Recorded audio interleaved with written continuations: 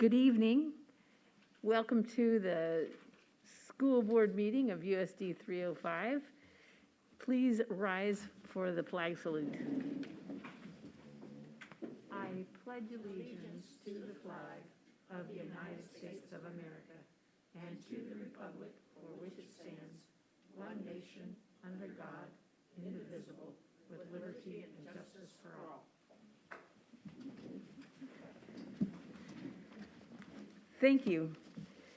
First on the agenda is the approval of the agenda, and then we have an amendment to the agenda with an additional personnel report. Do I hear a motion to approve the agenda? I move we approve the agenda as amended. Dr. Bandry, do I have a second? Mr. Grant, any discussion? All in favor, raise your right hand. Motion carried 6-0. Next on the agenda is the approval of consent agenda items, and those include the minutes of the September 13th, 2022 regular meeting, personnel reports, financial reports, including the September bills list, August treasurer's report, August investment report, August journal entries, approve encumbrance listings, which include to Langford Enterprises, Inc. in the amount of $48,640 to resurface the gym floor at Lakewood, to Frontline Technology in the amount of $24,900.76 for the implementation of Frontline Central, to Logicalis for a Cisco firewall and switch in the amount of $51,345.14, to JMH Cleaning in the amount of $36,000 to aid in cleaning of our facilities during the 2022-2023 school year, to Greenbush Educational Service Center in the amount of $27,000 for specialized learning services for fiscal year 2023. Also, it includes approving the South High Softball Complex Phase 3 restrooms bid in the amount, which was awarded to Multicon Inc. in the amount of $1,226,900, to approve the Durham School Services contract revisions, to approve the gift from Earl Bain Foundation in the amount of $10,000 to support USD 305 students who are taking their first college class while in high school, and to approve the South Middle fundraising activity selling chocolates with an anticipated revenue of $12,000. Do I hear a motion to approve the consent agenda? Madam President, Mr. I Gray. move we approve the consent agenda as presented. It's been moved. Do I have a second? Ms. Casso, seconds. Any discussion? All in favor, raise your right hand. Motion carried 6-0. We are now at our public forum, and we haven't had any requests to speak at the public forum. So we will go right on to the action agenda, starting with receiving the fiscal year 22 audit from Agler and Gadert with Harold Mays.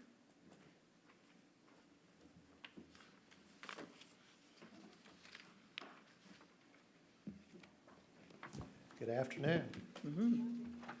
If you have the audit in front of you, if you could turn to past the table of contents, the independent auditor's report.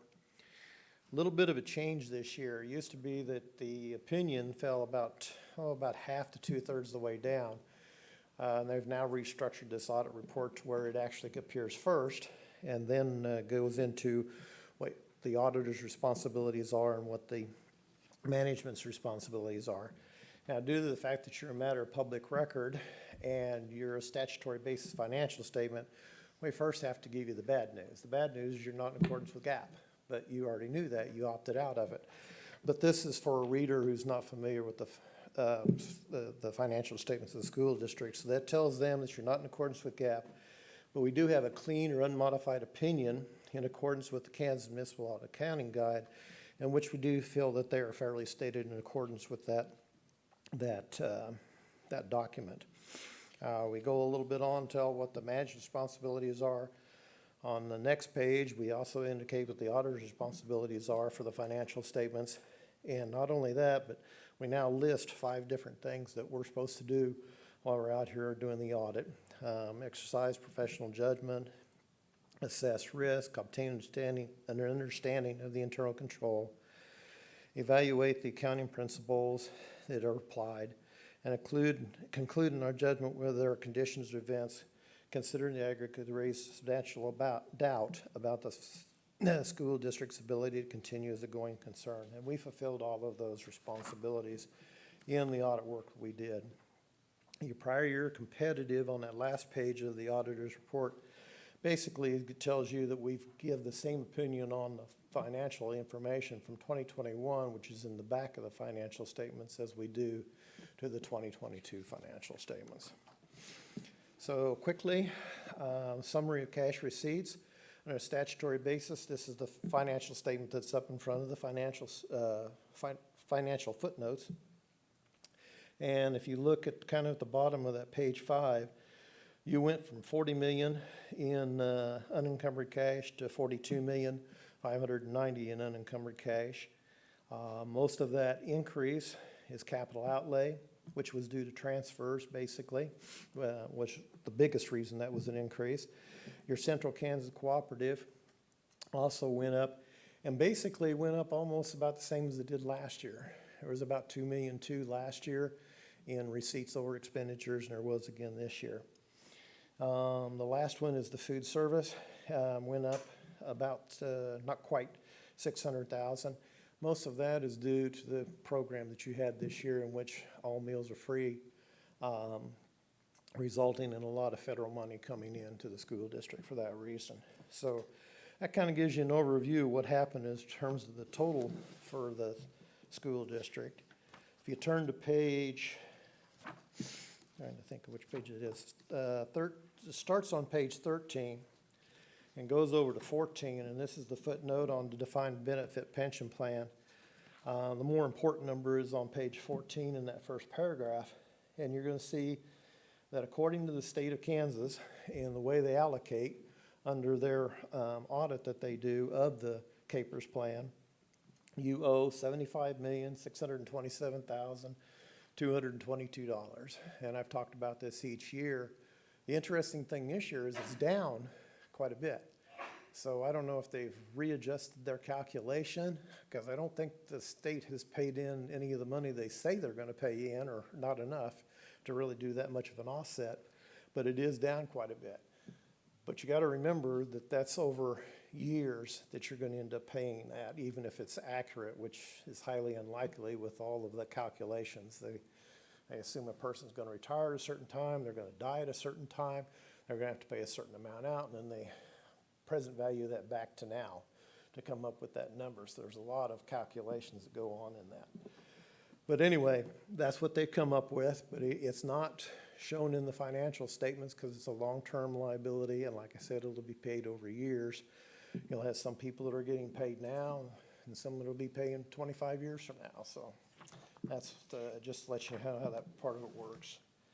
Page 16, you get to see actual and budget comparisons, and just quickly noting that you did not have any budget violations.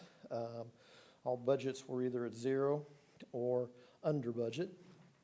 Your general fund on page 17 shows that you expended it all out, like we have tried to do each year, because you don't want any carryover in that fund because it reduces your funding for the next year.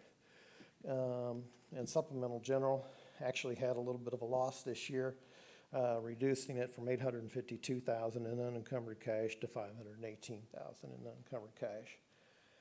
Part of that's due to the cash receipts being down some and expenditures being up a little bit.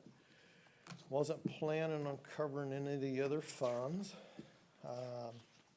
I will let you know that I guess on page 36 you look at the federal grants and you're going to see some large deficits at the bottom of those in the Head Start and in the ESSER 2 funds. Federal government's wanting you to spend the money before you get it. All of this will be coming in the next year. It's kind of like how both parties act. You know, I'm not trying to get political here, but either party you talk about seems to want to spend the money before they get it. And that's what they're making you guys do. So you do have a lot of receivables coming in, but you're on a cash receipt basis, so those are not, monies won't be shown until they're received in the next year. But you do have grants that are covering all those. There's not any ones that aren't being covered. On page 46, 47, part of the reason we have the audit is statutory basis. The other part of the audit is due to the fact that you have a lot of federal funding coming in. And in fact, you turn to page 47, you spent $23,495,439 in federal funds. This is what we call a single audit, which is a compliance audit and a financial audit that we do together. And we have to give an opinion, first of all, on page 50, based upon governmental auditing standards which apply because of the federal funding you received, in which we indicate we did not find any deficiencies, we did not find any material weaknesses, and that's a clean opinion. I know it's a negative assurance, but it's because we don't test every particular transaction. And that we felt that you are also in compliance with the governmental auditing standards. Page 52 and 53, we actually get into the tests that are specific to the federal programs that we're testing. And again, we have given you a clean or unqualified opinion. Based upon the audit that we performed, we did not find any issues with the testing that we did for the federal funds. And then on page 55, you get to see what federal funds we tested in detail. It doesn't mean we ignored the other ones. It's just that these are the ones we honed in on and did a significant amount of testing on. And that was your Head Start and your ESSER funds that you received this year. With that said, I want to kind of sum up that we do a lot of testing, both in terms of disbursements and payroll for single audit testing. And out of all of that testing, we didn't have any exceptions. So I think that's a good thing and an applause for the staff that's involved in keeping those records, because you do have a lot of money that goes through, and making sure that it stays where it's supposed to and spent the way it's supposed to, obviously is a full-time job. So we do appreciate their work and their efforts in that area. And do we have any questions? Thank you very much. Any questions? Yes? Not a question. I just want to affirm your last statement there and thank Mrs. Peters and her team for the great work. That's one thing I am always confident of, is how well the numbers will come together. So I appreciate you confirming that, and just thanks again to everybody for the work. Any other comments, questions? Then do I have a motion to approve the audit for fiscal year 2022 as presented?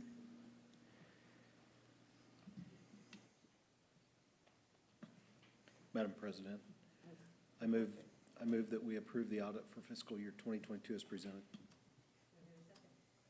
Do I hear a second? We'll say Bonnie. Mrs. Schamberger gave the second. It's been moved and seconded that we approve the audit for fiscal year 2022 as presented. Any more discussion? Then all in favor, raise your right hand. Motion carried 6-0. Thank you very much. Well, thank you. And we do have one tiny thing we still have to do, and that is the data collection form. But we've been waiting for the center to open up for 2022. And that's the federal government has not opened that to do that submission yet. And all it is electronically putting in what I just told you. And I've got that to do yet, so, okay? Is there a Thank you. deadline on that? Well, it's 9 months after year end is the final deadline, so that takes you, into next year to March, or within 30 days of when the report's issued. So, but with it down, it's their call as to when we get to it. I'm not supposed to open it here for another week or two. So, Okay, thank you very much. All right.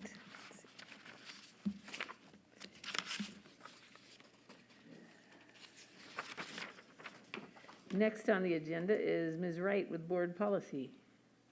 There she is. Good evening.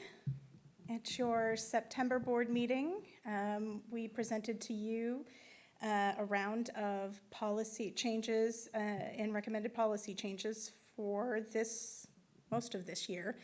Those were presented at a work session. We reviewed those. You submitted questions and suggested changes, and now those have been provided to you in your packet for the second reading tonight. Basically, we took what was presented to you and implemented those changes. Anywhere you will see red language is language that was different than the recommended KASB policy. But otherwise, most of these policies were recommended changes through KASB. Do you have any questions to those policies this evening? Again, not a question, just a statement again, that I appreciate the good discernment between using KASB policies and what in cases makes best sense for Salina. I appreciate the chance to talk through it all a month ago. I've reread things since then, and for my part, I think we're good to go. Does anyone else have any questions or comments for Ms. Wright? No? Then do I hear a motion to approve these changes? Madam President, I move that we approve the policy revisions as presented. Do I hear a second? Ms. Gasso seconds. Any more discussion? All in favor, raise your right hand. Motion carried 6-0. Thank you very much. And now we have more policies on the discussion agenda, right? Thank you. Yes, we have one more policy for you tonight that came to us either after or very close to the last board meeting, and we wanted to bring it to you as soon as we could. What you see here is a new policy that is addressing essentially opioid overdose prevention. There is a new policy council and protocol across the state for various institutions and individuals to be able to provide what we're calling as Narcan, I think is the drug, is the commercial name. I think naloxone is the drug name. It can be administered to counteract opioid overdose, which is now the leading cause of injury deaths in the United States. So we have been offered the ability to possess naloxone. I'm probably not saying it correctly, I'm sorry. And so we need a policy that allows us to provide that in case an emergency should it be warranted. So what you see here is the recommended policy that came from KASB to allow our school nurses to provide those as overseen for their administration as overseen by the district's protocol. I had a question on that. Do you have any idea how long before naloxone goes bad? Does it have a shelf life? Do you have any idea about that? I have no idea about that. I am sure that we would be maintaining it. In fact, we're required now adoption of this policy would mean we're required to maintain it and store it as required by the manufacturer's suggestions. Salina, excuse me, Salina Family Healthcare has offered to come out and provide training, and I'm certain that that will be part of the training.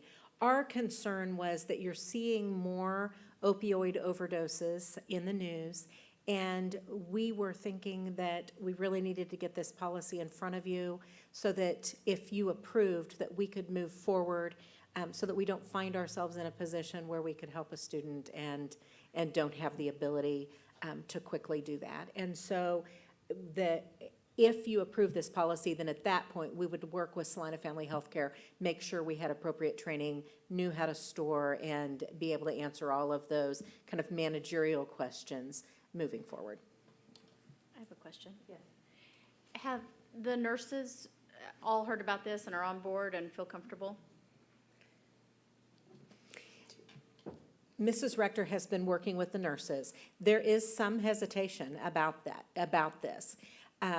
And so what we know and what we've been told is that if you administer this to someone who has not having an overdose, that it does not harm them. It just doesn't interact. And so what we would need to work through with the nurses is what exactly would the protocols be, who would do the administration? And so those are procedures that we would need to work through on the back end of this conversation. I think that part of their hesitation is learning, okay, how does this interact with the actual license that they hold? And so those questions we would need to work through. Is there anything that you'd add to that, Mrs. Rector? Well, I think Mrs. Wright's going to speak to that in the sense that we have been working with different agencies to make sure that we follow the protocols that nurses need to do for their licensure. And this is new information as of this afternoon, about 4 o'clock.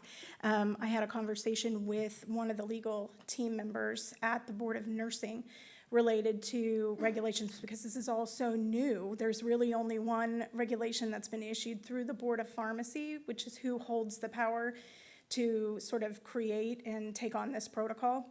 When I spoke with her at the Board of Nursing, she said that she was just made aware that there is a new regulation from the Board of Nursing about the dispensing and administering of this medication, and that they will be sending that to me very soon. But the nurses do have full authority under their license to provide it. Sorry, that all just happened at 4 o'clock. No, thank you. I'm thrilled that you've got an answer. We weren't sure we'd have one by tonight, so that's great. Does anyone have any questions about this policy? Just procedurally, this is on discussion tonight. We can't approve it tonight, or can we have 2 readings in one evening, or what are the options there? That is your policy, that it requires 2 readings. So you, as a board, could decide to not require that at this time and push it through, or we could maintain the 2 reading requirement. I would ask if the board is comfortable, just because of the seriousness of this, I would ask that you consider going ahead and approving it tonight. If you have reservations, we can certainly provide you more information, but if you're comfortable, I think it would be helpful for us in student safety if we could get this in place. Dr. Bandry? I was going to ask the same question as Mr. Grant, just for that exact reason. I would hate to have something happen in a month. So from what you're hearing from the state nursing board or whoever that was, there doesn't seem to be any downside I can think of. So if I may, then I would like to make a motion to move this from the discussion agenda to the action agenda. And do you want to include that we approve it? I would like to do that, please. Yes. Do I have a second? Mr. Grant seconds. It's been moved and seconded that we move the naloxone policy JGCBB to the action agenda and approve it. Is there any discussion? Then all in favor, raise your right hand. Motion carried, 7-0. Thank you. I'm getting a lot of feedback here tonight, so I don't know if that's because of me or something else. Okay, we go on to the school board reports and upcoming dates of importance. On the upcoming dates, we have Thursday, November 10th, the Smoky Hill Education Service Center Legislative Luncheon at 9:30 at the Smoky Hill Education Service Center. For those of you who haven't been there, that is an interesting event where we get all the people who have just been elected or re-elected or who are still serving in the legislature in our region, and all of the superintendents and the school board members from all the districts in this region come to that event and answer questions. Well, and we ask questions of the legislators about educational issues. And at the end, we eat lunch, so that's always good. Then comes the November 11th through 13th KASB Annual Conference in Wichita. So after that, we'll get the school board reports. We'll start with Dr. Bandry. So since we last gathered, I went to the Salina Education Foundation annual breakfast, which was a real treat to hear from the presenters and see some students in action, particularly the Central Drum Corps. My ears took a couple of days to recover, but it was well worth the opportunity. My wife and I have also spent quite a little bit of time since our last meeting helping with little libraries around town. A quick commercial for Salina Education Foundation, Ponton Construction, and Mr. Kilgore's class, who helped fund and build little libraries. You may recall that 2 years ago, we had some erected at Meadowlark, Opportunity Now, and Schilling. There now are 5 more in place at, let's see here, Stewart, Coronado, South Middle, Sunset, and Oakdale. So a neat service to the community. Some of the librarian staff around the district have, as they recycle inventories and so forth, some of the books that have been withdrawn from the library are now finding their way into little libraries. And we were over at Stewart, what day is today, Sunday, doing some work on that one. And my wife had a chance to talk with 3 young people who, what's this all about? So it's just fun to spread the word about libraries and how those work. So it's really a nice addition for the community. Thursday of this week, Smoky Hill Education Service Center Board meets, so I'll be at that. And thank you for the commercial about the upcoming legislative luncheon. It's interesting having that 2 days after the election. Mr. Modelmog told a story a couple years ago about a legislature who had planned to come but then lost the election, and how you handle such things as that, but it's good. And on October 24th, I'll be attending the Health and Wellness Committee for the district, so we'll report on that next month. Thank you. Thank you. Scott? I also went to the breakfast, and then I'm also trying to go to a number of different levels of sporting events and see how the kids are getting along and interacting, and coaches and stuff like that. Thank you, Mr. Fletcher. Jim? Okay, so I also attended the foundation breakfast, and then spent a couple days at Leadership for Tomorrow, the LIFT program. You guys are probably ready to be done hearing about those events, but I actually encourage a couple of you to maybe consider that next year. This month, we were at the Atchison School District and Leavenworth School District, and there's some pretty neat things going on out there, and it's interesting to see how other communities are looking at challenges and addressing things. In Leavenworth, it was really neat. They put together a pre and K center in the community, remodeled a elementary building. It was about a $9 million remodel in that case, but it was designed for those younger kids, and they actually worked with the staff and came together to do a year-round school for these kiddos. So they're in year 2 of that now. Their attendance rates are skyrocketing. Great. Kids aren't late to school, and their first graders are going into school knowing how to read. Their academic levels are up. They're introducing, help me, Superintendent Exelon, you were there, not project-based, play-based learning is the preschool curriculum they've come up with, and it is really thriving in their community. It's helping their community, it's helping their kids, and it's interesting to see some of those things that are out there, and encourage you to, maybe look at that program next year and see some of the pieces that go on out there. Thank you. Dana?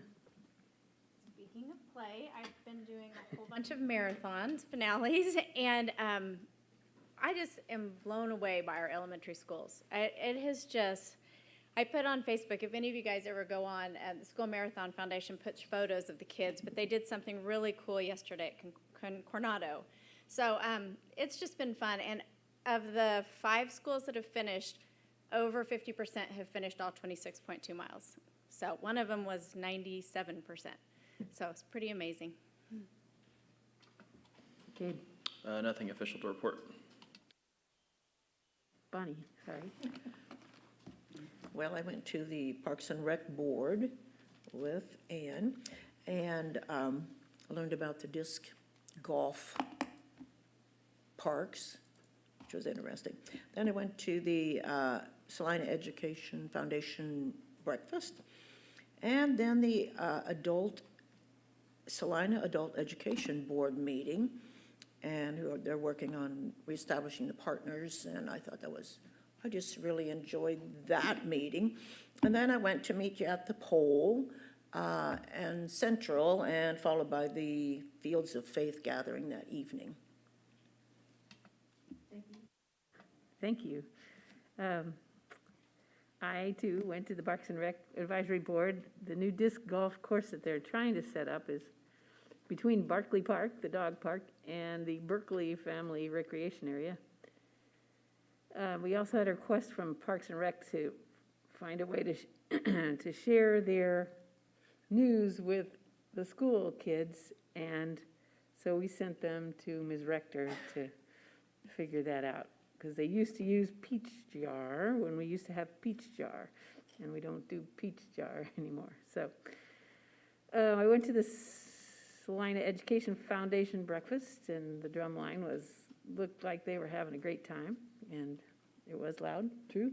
That was their point, I think.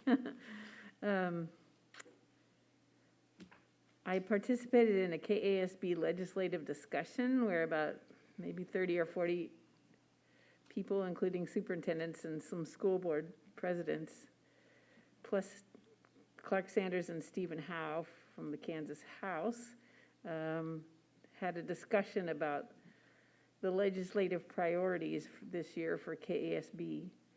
And the school board and superintendents were unanimously concerned about the paperwork caused by the revenue neutral rate requirements and the public distrust it seemed to engender. It caused the constituents to look for wrongdoing where none had been done, and none had ever been found, but now it sounded suspicious because we were putting out these announcements about not being revenue neutral. There was also a lot of discussion about special ed funding and the idea that the public school money goes to special ed in private schools as well as in the public schools. So shortfalls in budgets come out of the public school budgets and not the private school budgets. I attended a Chamber of Commerce board meeting, and there's a lot of good things happening in Salina, including right now the Boom Festival, which is part of the Salina Canvas events. So between October 6th and October 16th, there are all these new murals going up in town. And then in November, we have the Crossroads Marathon happening. I did want to mention that tomorrow, the Salina Area Technical College is partnering with the League of Women Voters to have a candidate forum that's going to be live streamed on Smoky Hill Public Television. There's also a forum on the 20th of October at the Courtyard by Marriott with a couple of retired Supreme Court justices talking about all the judges that are on the ballot and how judges are selected, and to help people decide whether to vote yes or no on those ballot issues. There are also a couple of constitutional amendments on the ballot, different than the one that was in August, and so we'll have a little information about that too. So that's all I have. Now, Ms. Exline. Okay, well, we have had a busy month. Several presentations presented at the Chamber Quarterly Luncheon. That was a fun group and some great questions. The Salina Education Foundation breakfast, did a couple radio interviews. Lisa Peters and I have started our rounds with site councils. We present to every site council once a year with just an update of the status of the district and then the budget. And so we have started those. We've done 2 so far. We were able to award the Teacher of the Year to Shantae Hill at Huesner and to Colin Carlson at South High. That's always a fun day. And then we were able to give a Credit Union of America Teacher Award to Alyssa Crowther at Salina Virtual Innovation Academy. And so it's always good to celebrate the excellence in our classrooms because there are great things happening all across this district, and teachers just don't get enough credit on a daily basis and enough pat on the backs. And so tell your teachers thank you, and say a special congratulations to those 3.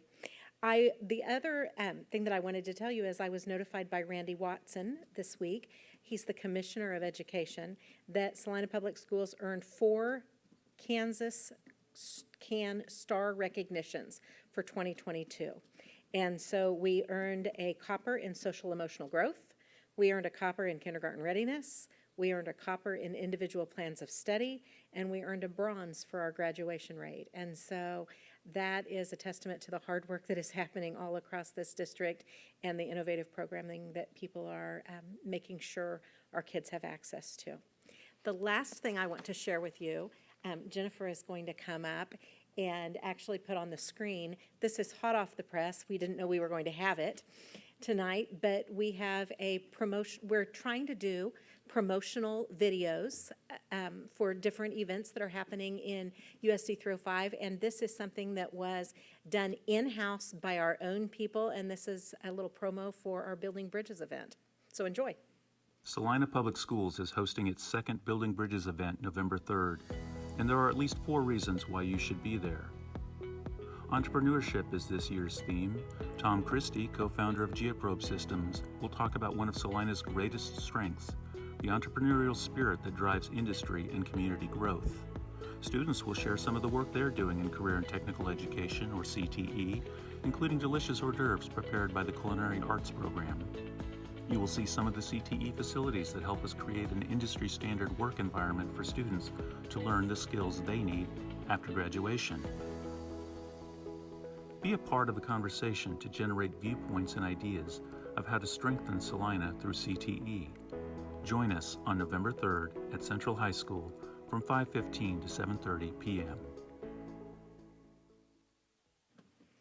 So a special thank you to Jennifer and her staff. David Chavaria did a lot of that work. That was David Cooper's voice. Curtis Stevens did a lot of the behind the scenes work. The videography was done by David Chavaria and the teachers and students who are willing to be part of that. I think it's just really neat that we have the ability to celebrate some of the things that we're doing, and that will be used to try to build interest in attending that event so that we can work together with the community to improve programming for our students. Thank you very much. Next on the agenda, well, is the Heartland Early Education Update, which we just read and we don't talk about, but the next is executive session. And we're going to start with a personnel session. Does anyone know how long it will take? I would recommend 25 minutes. 25 minutes. Do I have a motion on that? Madam President, Mr. Fletcher? I move that the Board of Education go into executive session at 6:10 for 25 minutes for the purpose of discussing personnel matters of non-elected personnel and their contractual obligations, because if this matter were discussed in open session, it might invade the privacy of those discussed, and that the Board of Education reconvene into open session at 6:35 in the SEC room. Do I hear a second? Dr. Bandry. It's been moved and seconded. We go into our executive session, 6:10. All in favor, raise your right hand. Motion carried, 7-0.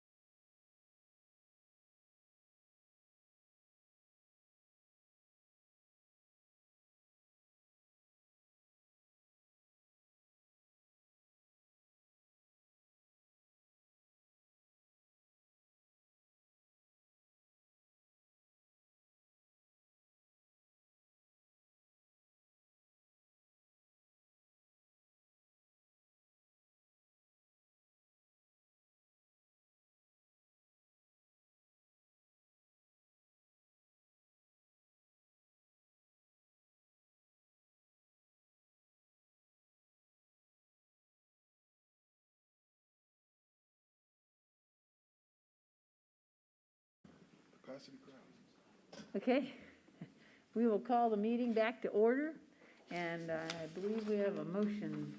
Madam President, Yes, I move the board accept the resignation of Tracy Hutton, principal at Salina Virtual Innovation Academy as of November 18th, 2022. here's second. Mr. Gardner. It's been moved and seconded.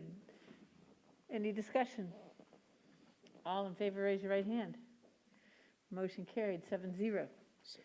6-0, sorry.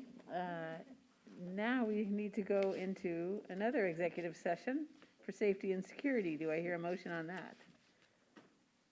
Mr. Grant. Madam President, I move the Board of Education go into executive session at 6:38 for 45 minutes for the purpose of discussing matters related to the security of the board or the school to ensure that security of the school buildings or facilities and/or the information systems of the school is not jeopardized, and that the Board of Education reconvene into open session at, who did the math in their head?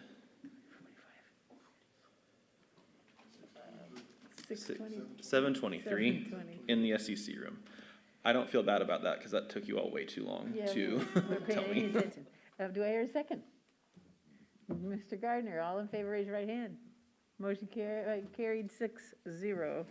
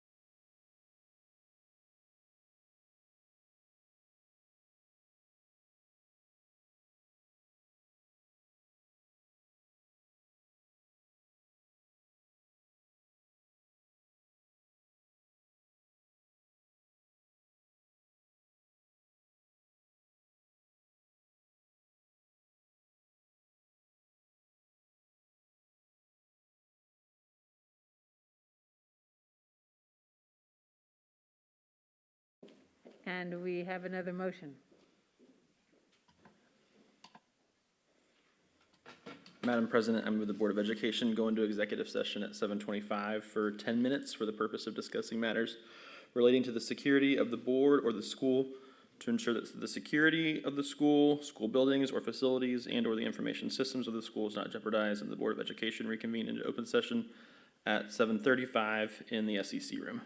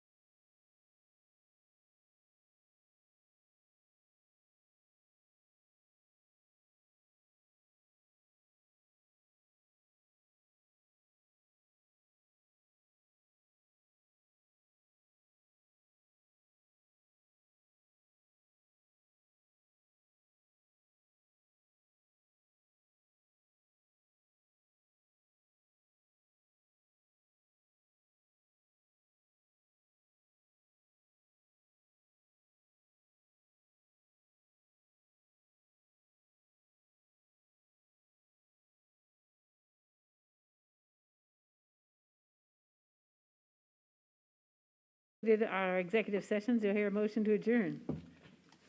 So moved. Do I have a second? Any discussion? All in favor, raise your right hand. Motion carried, 6-0. Okay.